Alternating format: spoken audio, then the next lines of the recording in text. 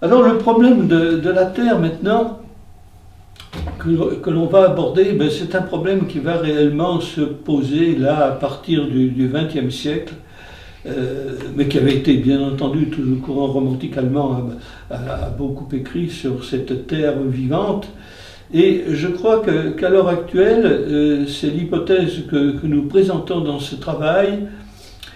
Si l'on veut vraiment retrouver un équilibre avec notre Terre, il faut penser qu'il y a une très forte analogie entre le petit homme que nous sommes et puis ce que j'appelle le grand homme Terre, c'est-à-dire l'homme céleste, là, qui est infiniment plus grand. Et lorsque on comprend cette analogie, on se rend compte que finalement, l'homme bien peut être entrevu comme une petite cellule à l'intérieur donc d'un système infiniment plus vaste, mais qui représente à l'heure actuelle l'essence de la Terre, hein, aussi bien sur un plan matériel que sur ce plan spirituel que nous évoquons au travers, on l'a vu tout à l'heure, de cette notion de conscience universelle. Alors pour préciser les choses, si je prends par exemple la nature humaine, eh bien la nature humaine, elle est constituée d'un corps physique, elle est constituée d'un élément psychique qui repose sur un aspect émotionnel et puis sur le mental intellect, dont j'ai déjà parlé tout à l'heure. Et puis, dans le meilleur des cas, donc, elle s'ouvre à cette conscience universelle que j'ai évoquée.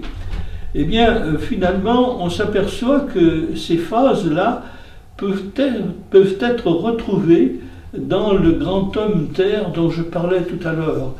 Alors, par exemple, si on prend le corps physique de la Terre, il est évident qu'il y a eu, à partir des années 1970, une vision très positive qui a été introduite par deux grands chercheurs, hein, James Lovelock en Angleterre et puis Lynn Margulis aux États-Unis, avec ce concept de l'hypothèse Gaïa. Hein, c'est-à-dire que la Terre, bon, c'est quelque chose d'infiniment plus vaste hein, que la seule petite boule rocheuse là, sur laquelle la vie était apparue.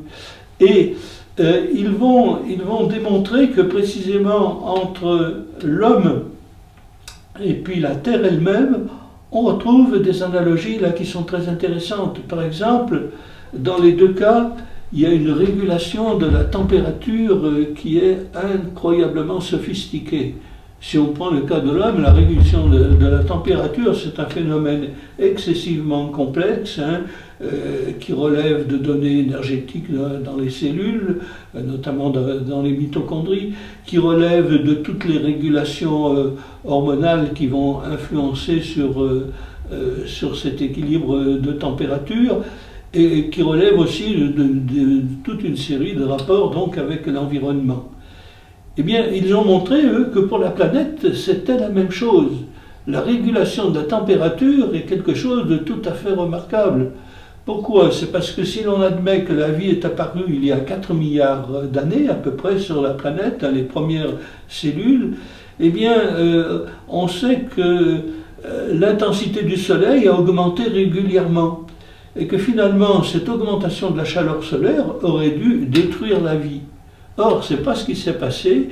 Entre le 45e degré de latitude nord et le 45e degré de latitude sud, eh bien, la température de la Terre est restée relativement constante, c'est-à-dire qu'elle varie dans des fourchettes qui sont de l'ordre de 12 à 14 degrés centigrades. C'est-à-dire alors, qu'est-ce qui fait quels sont les phénomènes qui ont permis de réguler cette température? Eh bien, il est hautement probable que ce sont ce que l'on appelle l'effet albédo, hein, c'est-à-dire le passage de zones sombres à des zones claires, qui se sont adaptées aux conditions environnantes, parce que quand vous avez des zones sombres, vous absorbez beaucoup de chaleur, quand vous avez des zones claires, vous réémettez de la chaleur.